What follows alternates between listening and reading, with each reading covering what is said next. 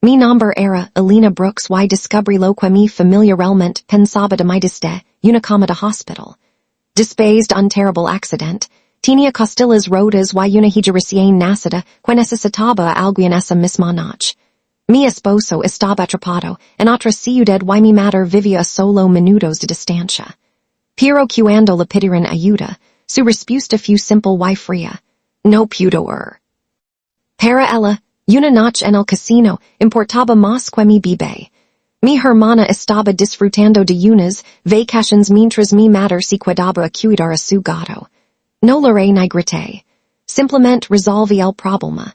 Contraté a un cuidador nocturno profesional y mi hija finalmente estuvo a salvo. Sentada bajo las frías luces del hospital, abrí mi aplicación bancaria.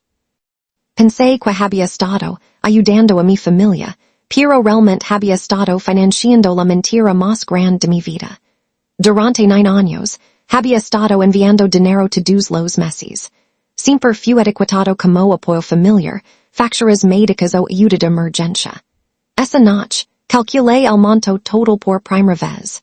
El número apareció en mi pantalla y mi respiración casi se detuvo. Casi medio millón de dólares habían desaparecido por mi vida. Y no una sola vez nadie pensó que merecía la verdad. Cancelé cada pago recurrente uno por uno. 4 clics fueron todo lo que se necesitó para poner fin a un sistema que había gobernado mi vida durante 9 años. Entonces noté una transacción oculta enterrada en registros antiguos. Una etiqueta de gastos médicos cubría en secreto el dinero enviado a mi hermana. Ese fue el momento en que entendí todo. No estaba financiando medicamentos o supervivencia. Estaba financiando comodidad, lujo y excusas. Por la mañana, el chat grupal familiar explodó con mensajes. Mi madre ya les había dicho a mis parents que me había vuelto egoísta y despiadado. Ella afirmó que su vida se estaba desmoronando porque yo la corté. Pero olvidó mencionar de dónde provenía realmente el dinero. Normalmente, me explicaba y camaba todos. Pero esa versión de mí estaba agotada y desaparecida. Mi esposo ligó al hospital cargando a nuestra hija. Durante unos preciosos minutos, el mundo entero se convirtió en solo nosotros tres. Después de eso, abrí mi computadora portátil y construí la hoja de cálculo más personal de mi vida. Los números revelaban verdades que la gente había pasado años ocultando. La hipoteca que creía que estaba pagando apenas había sido tocada. Los gastos médicos eran mucho menores que las historias que me habían contado. La mayor parte del dinero se destinó a retiros de casino y al estilo de vida de mi hermana. El éxito falso y las adicciones ocultas fueron los verdaderos beneficiarios. Resumí todo en una sola página limpia. Los hechos eran simples, brutales y imposibles de discutir. Mi madre respondió organizando una cena familiar. Su plan era obvio. Presioné en público hasta que devolvió el dinero. Esta vez, no rechacé la invitación. Decidí presentarme, pero no rendirme. Antes de la cena, mi abuelo me visitó en el hospital. En sus manos había una vieja carpeta llena de verdades que nadie quería exponer. Él me miró en silencio y dijo, lo sabía. Esas 2 palabras cambiaron el ambiente en toda la habitación. Me dijo que mi abuela había investigado las finanzas familiares antes de morir. Ella había descubierto mucho más de lo que nadie se daba cuenta. Apenas dormí esa noche. Sabía que el domingo no iba a ser una cena normal. Iba a ser un ajus de cuentas. Cuando llegamos a la casa de mis padres, levé mi yeso, mi bolsa para bebés y una hoja de papel doblada. Adentro, todos estaban reunidos. Sonrisas falsas, tazas de café y preocupaciones cudesamente ansiadas llenaron la habitación. Mi madre comenzó su actuación de inmediato. Ella se pintó a sí misma como la víctima y a mí como la hija ingrata. Luego repitió la frase que había usado toda mi vida. Tu hermana nunca crea este tipo de problemas. En silencio, metí la mano en la bolsa de paños y saqué mi papel. Lo coloqué en el centro de la mesa.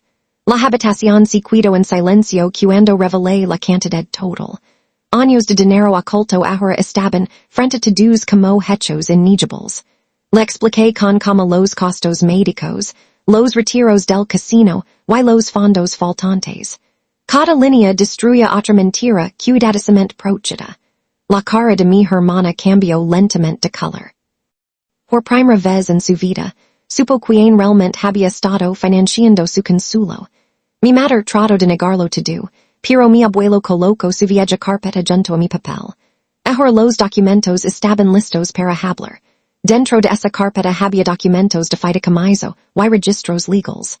La casa, los bienes y la herencia ya habían sido protegidos. Mi abuela había planeado cuidadosamente antes de fallecer. Ella me había elegido a mí, la hija la que todos trataban como una cuenta bancaria interminable. La confianza de mi madre se derrumbó en esa habitación. Por primera vez, su historia ya no controlaba la audiencia. Nos fuimos en silencio esa noche. El cierre no vino de gritos o venganza. Vino de cerrar suavemente la puerta detrás de nosotros. Meses después, todo cambió. El casino dejó de recibir dinero fácil. Mi hermana consiguió un trabajo de verdad. Y el drama familiar se desvanció. Aprendí que ser fuerte no significa cargar a todos para siempre. A veces, la fuerza es simplemente decir basta. Suscribit y compart nuestro canal. Hicimos videos para ti. Pasaron los meses y, por primera vez en años, mi cuenta bancaria dejó de sangrar silenciosamente en segundo plano. Comencé a reconstruir una vida que ya no dependía de salvar a personas, que nunca planearon salvarse a sí mismas. Mi hija se fortalece cada día, y yo también. La recuperación fue dolorosa, pero la curación sin manipulación familiar se sintió extrañamente pacífica. Mi madre llamó varias veces durante los primeros meses. A veces usaba la culpa, a veces la ira y a veces las lágrimas, pero ninguno de sus viejos métodos ya funcionaba. Mi padre se acercó solo cuando estaba solo. Nuestras conversaciones fueron cortas, incómodas y llenas de cosas que él quería decir, pero nunca logró terminar. Mi hermana luchó después de que desapareció el dinero. Por primera vez, tuvo que presupuestar, trabajar plazos y enfrentar facturas que no desaparecieron mágicamente. Una noche, me envió un largo mensaje disculpándose por lo que había ignorado durante años. No fue perfecto, pero fue lo primero que me dijo honestamente. No me apresuré a perdonar a nadie de la noche a la mañana.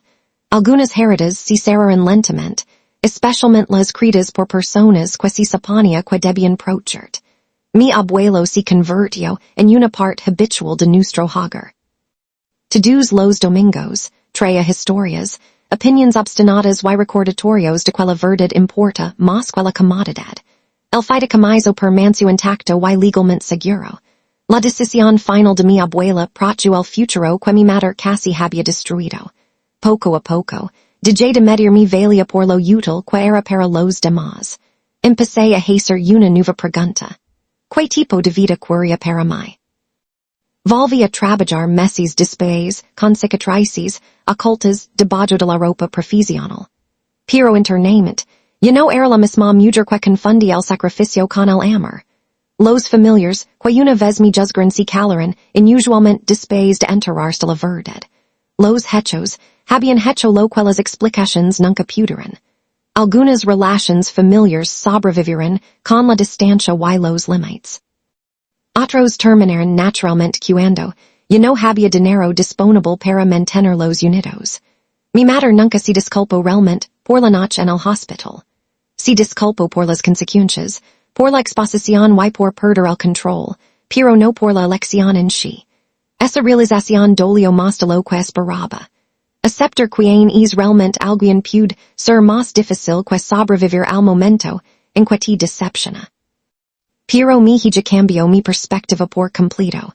Mirarla la cara todas las mañanas me recordó que los ciclos pueden terminar con una decisión valiente. Me promptí a mí misma que ella nunca crecería creyendo que el amor tenía que ganarse a través del agotamiento. Ella aprendería que el cuidado, la honestidad y el respeto van de la mano. Años más tarde, la pulsera del hospital todavía estaba en una caja de recuerdos, junto a papeles viejos y fotos familiares. No como símbolo de dolor, sino como prueba del día, todo cambió. Perder el papel de rescatador familiar se sintió aterrador al principio. Luego, lentamente, comenzo a centers como libertad. Al final, la mayor victoria no fue exponer mentiras o ganar la herencia.